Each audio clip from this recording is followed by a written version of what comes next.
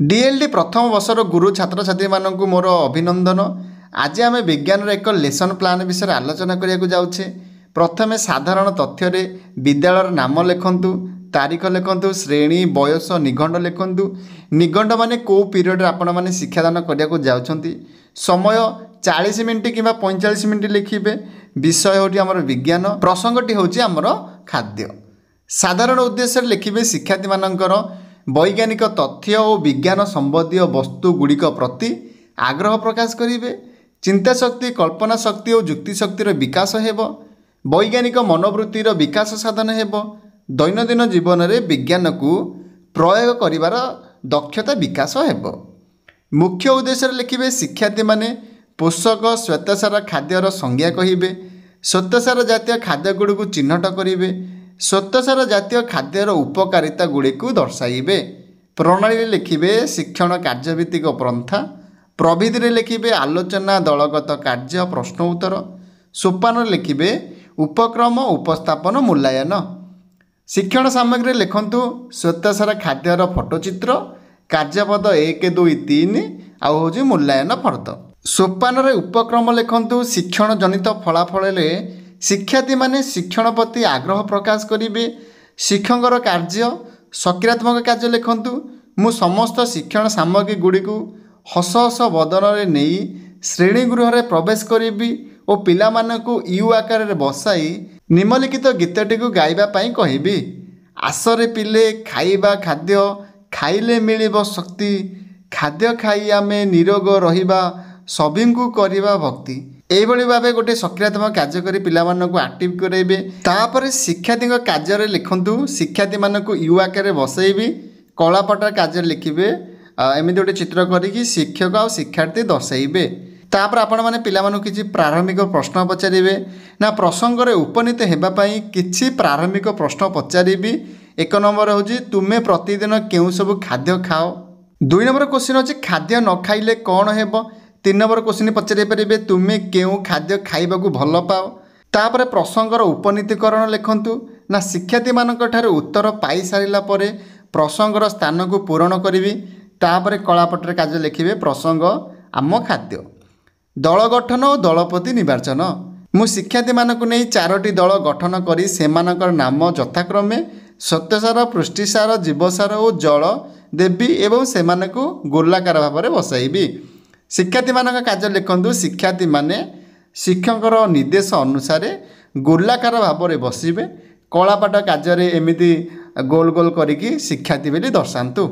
शिक्षण कार्य 1 लिखिबे मु प्रत्येक दल को कार्यपद देई दल मध्य आलोचना करी उत्तर लिखिबाकू निर्देश देबी। शिक्षार्थी कार्य लिखिबे शिक्षार्थी माने आलोचना करी उत्तर देबे।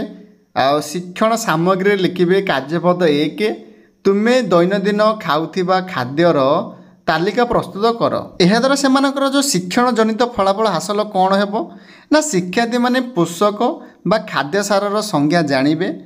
शिक्षकर कार्य लिखिबे शिक्षार्थी मानकर लेखा को आलोचना करी पोषकर संज्ञा कहिबी। तापर कलापट कार्य लिखंतु खाद्य रे थिबा विभिन्न उत्पादन को पोषक बा खाद्य सार कहा जाए यथा श्वेतसार, स्नेहसार, पुष्टिसार, जीवसार, धातव लवण और जल। कार्यपद 2 ना शिक्षण कार्य 2 लिखंतु मु प्रत्येक दल को कार्यपद देई दल मध्य आलोचना करी लिखिबाकू कहिबी।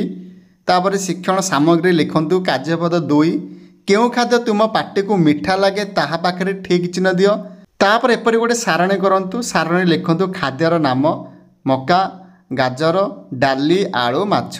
मीठा लगे किंबा मीठा लगे नाही। यह द्वारा सेमानकर शिक्षण जनित फलाफल कौन हासिल हम ना शिक्षार्थी माने श्वेतसारर संज्ञा जानिबे। एहा परे मु शिक्षार्थी मानकु श्वेतसारर संज्ञा कहिबी।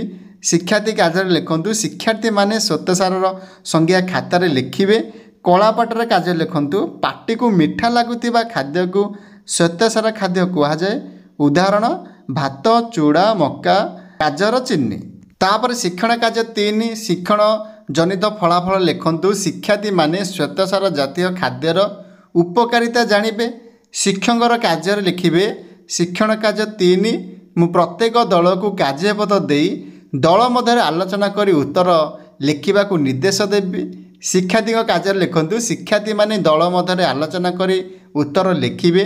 ଶିକ୍ଷଣ ସାମଗ୍ରୀ ଲେଖନ୍ତୁ କାର୍ଯ୍ୟପଦ 3 ବେଶୀ ଶାରୀରିକ ପରିଶ୍ରମ କରୁଥିବା ଲୋକମାନେ କାହିଁକି ଅଧିକ ଭାତ ରୁଟି ଖାଇଥାନ୍ତି। ତାପରେ କଳାପାଠ କାର୍ଯ୍ୟରେ ଲେଖନ୍ତୁ ଶ୍ୱେତସାର ଖାଦ୍ୟ ଖାଇଲେ ଆମକୁ ଅଧିକ ଶକ୍ତି ମିଳେ ଯାହାଫଳରେ ଆମେ ଅଧିକ ଶାରୀରିକ ପରିଶ୍ରମ କରିବାକୁ ଶକ୍ତି ପାଇଥାଉ। ତାପରେ ଶିକ୍ଷକର କାର୍ଯ୍ୟ ଲେଖନ୍ତୁ ଶିକ୍ଷାର୍ଥୀମାନଙ୍କର ଉତ୍ତର ଗୁଡ଼ିକୁ ଦଳ ମଧ୍ୟରେ ଆଲୋଚନା କରିବି। ଶିକ୍ଷାର୍ଥୀମାନଙ୍କୁ ଶ୍ୱେତସାର ଜାତୀୟ ଖାଦ୍ୟର ଉପକାରିତାକୁ କହିବି। ତାପରେ ସଂକ୍ଷେପଣ ଲେଖନ୍ତୁ ମୁଁ ଶିକ୍ଷାର୍ଥୀମାନଙ୍କ ସହିତ ଆଲୋଚନା କରି ସଂକ୍ଷେପଣ କରିବି। କଳାପାଠ କାର୍ଯ୍ୟରେ ଲେଖନ୍ତୁ ଖାଦ୍ୟରେ ଥିବା ବିଭିନ୍ନ ଉତ୍ପାଦନକୁ ପୋଷକ ବା ଖାଦ୍ୟସାର କୁହାଯାଏ ଯଥା ଶ୍ୱେତସାର ସ୍ନେହସାର ପୃଷ୍ଟିସାର ଜୀବସାର ଧାତବ ଲବଣ ଓ ଜଳ। ପାଟିକୁ ମିଠା ଲାଗୁଥିବା ଖାଦ୍ୟକୁ ଶ୍ୱେତସାର ଖାଦ୍ୟ କୁହାଯାଏ ଯଥା ଭାତ ରୁଟି ମକା। ଶ୍ୱେତସାର ଖାଦ୍ୟ ଖାଇଲେ ଅଧିକ ଶକ୍ତି ମିଳିଥାଏ।